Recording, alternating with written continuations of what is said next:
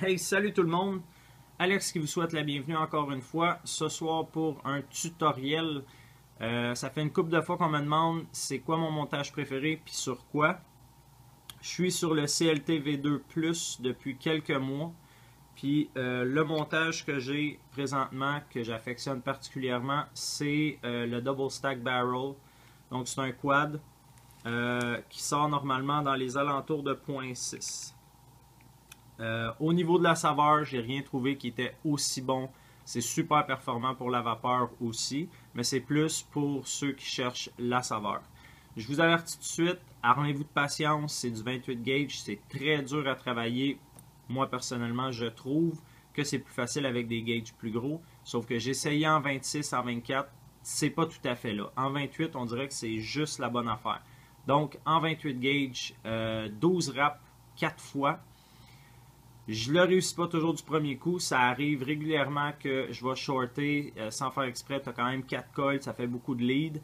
Si tu accroches, ça fond, on recommence. Donc soyez patient, prenez votre temps, vérifiez tout le temps 2 fois avant de firer.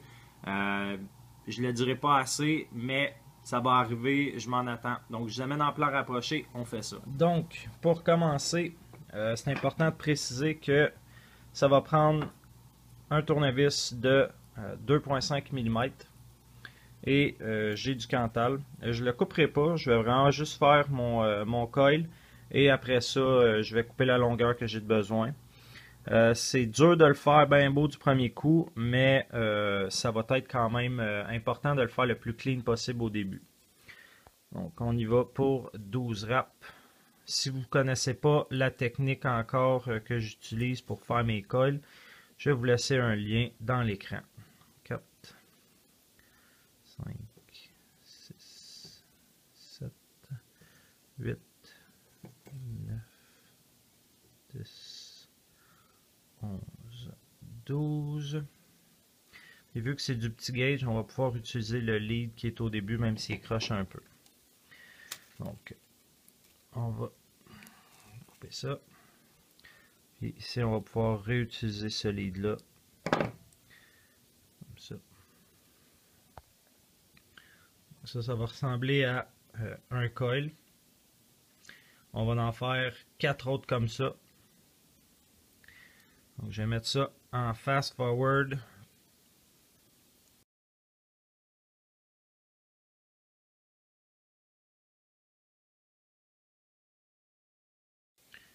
Donc, on a nos 4 coils. Normalement, ça va ressembler à quelque chose comme ça. Malheureusement, c'est quand même assez dur. On va essayer de les tasser le plus possible, mais on va les ajuster sur place. Moi, ce que je fais, je vais venir couper avec mes pinces. Je vais utiliser mes pinces comme ça pour venir gager la longueur de mon lead. OK. Donc comme ça va être pour mon lead du milieu. La raison est que si le lead est trop long, il va dépasser de l'autre côté du bloc. Comme ça ici, il va dépasser de l'autre côté. Quand on va faire le premier build, c'est correct, on va pouvoir venir le couper. Mais quand on va venir mettre l'autre, on n'a plus accès vu qu'on va avoir un coil qui va être ici. Donc je vous dirais, l'idéal c'est de trouver une façon de gager la longueur avant de le monter. Donc pour faire le montage, tout simplement, on va venir lousser la vis 2 et 4. Et puis, on va venir rentrer le premier coil. Là, je vous dis, ça va être très difficile de les laisser en place. Soyez patient.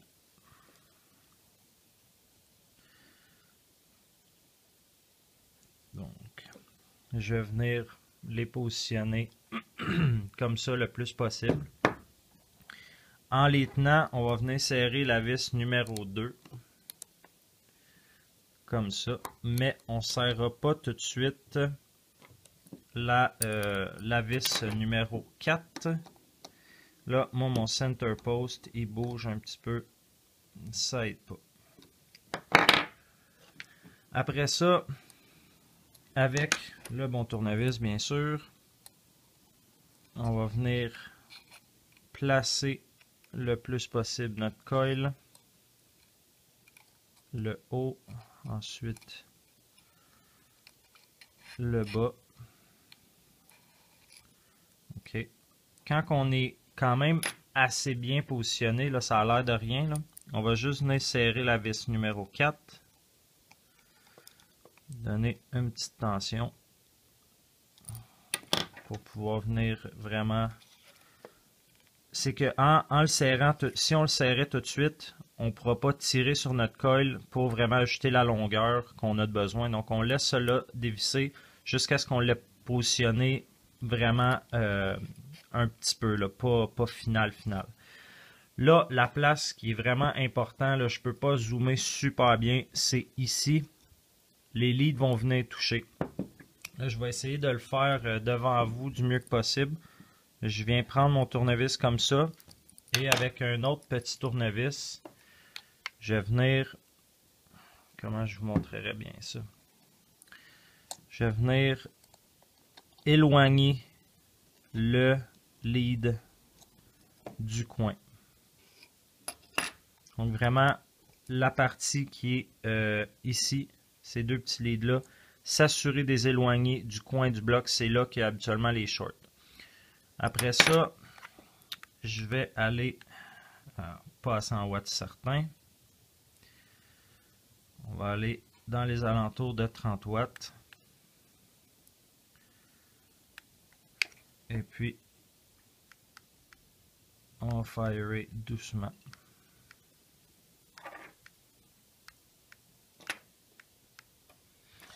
Comme ça.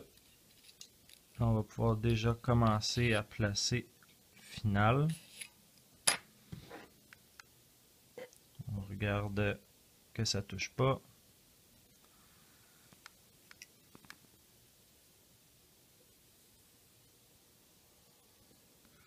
Et déjà, vous pouvez voir que c'est beaucoup mieux. Avant de repulser, on regarde que ça touche pas.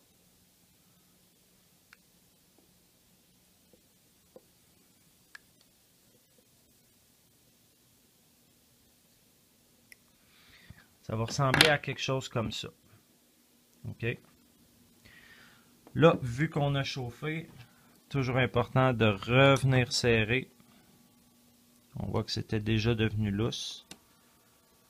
C'est tout à fait normal après que le métal est dilaté. Donc on revérifie parce que là, ça le bouge un peu. On donne une petite clairance. On va chauffer une dernière fois.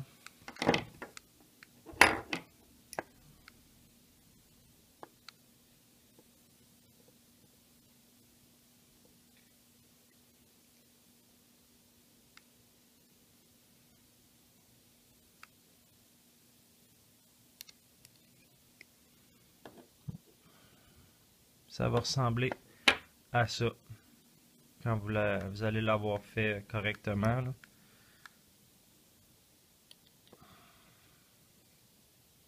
On s'assure toujours que ça ne touche pas. Et voilà. Je vais faire l'autre côté. Après ça, je vous montre comment mettre la wick. Donc, un coup terminé, ça devrait ressembler à ça. C'est le plus égal que j'ai réussi à faire.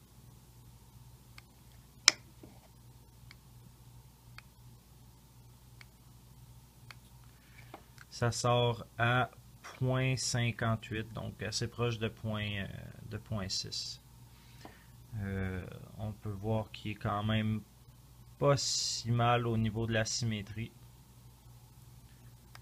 J'ai un coil qui chauffe un petit peu plus lentement en haut, donc je vais m'assurer que mes connexions sont bien serrées et je vais vous montrer comment je mets ma wick. Donc, pour couper la wick, moi ce que je vais faire, vu que c'est assez dur de faire une wick qui est égale 4 fois, j'ai tendance à venir couper au complet et garder les 4 les plus uniformes, les plus pareils.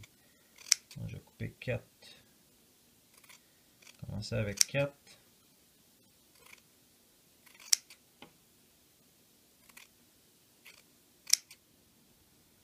Et après ça, je vais continuer. On va faire quelques-unes. Comme ça.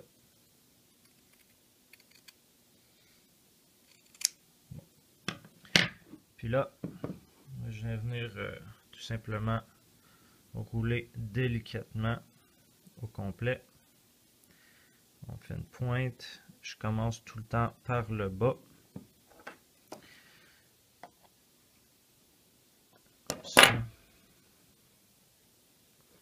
Donc on veut une petite restriction, mais pas trop grosse.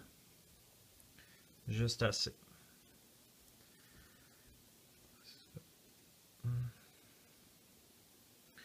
Même chose en haut.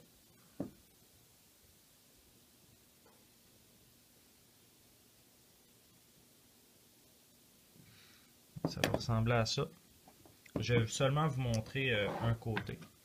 Donc, c'est important de savoir que la wick d'en bas va être un tantinet plus courte vu qu'elle a moins d'espace à parcourir pour arriver dans le fond. Donc, je vais venir couper comme ça. Quand même assez près. Bien la centrer. Puis, je vais venir couper environ 2-3 mm plus long sur celle du haut.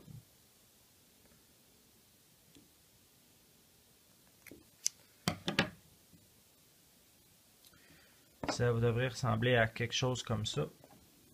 Et ensuite, tout simplement, en essayant de ne pas twister, de ne pas tourner la fibre, parce que vous perdez vraiment de l'efficacité, on va essayer de la rentrer comme ça et de la replacer pour que le sens du grain de la fibre reste tout le temps dans la même ligne. Ça aide à wicker comme il faut. On va faire avec les deux comme ça.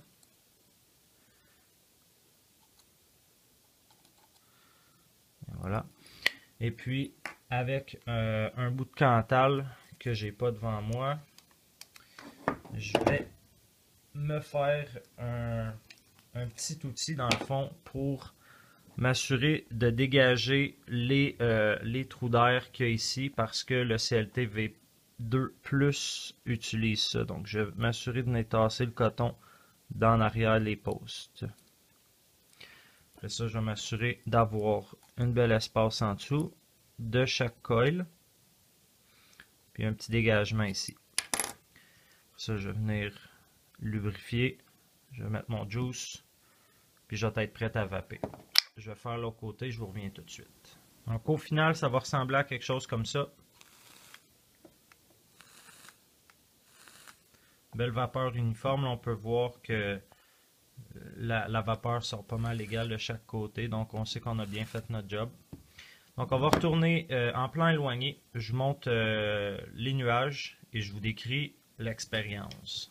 Donc vous avez pu voir, c'est pas ce qu'il y a de plus simple, mais avec de la minutie, on va être capable d'obtenir quelque chose d'assez bien, à mon avis. Moi, j'ouvre jamais bien plus que au tiers de mon airflow. J'étais à 0.55, ça baissait un peu, à 66 watts.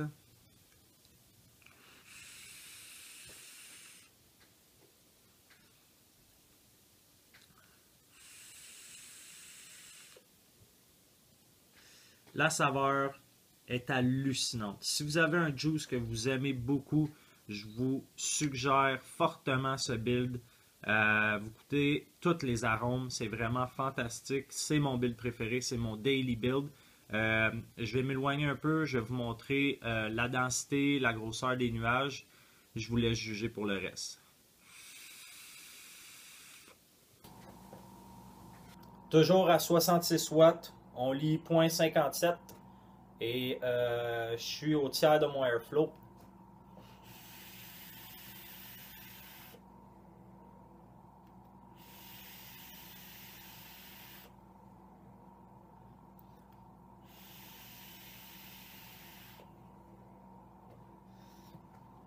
Et ça, tout en ayant une pleine saveur.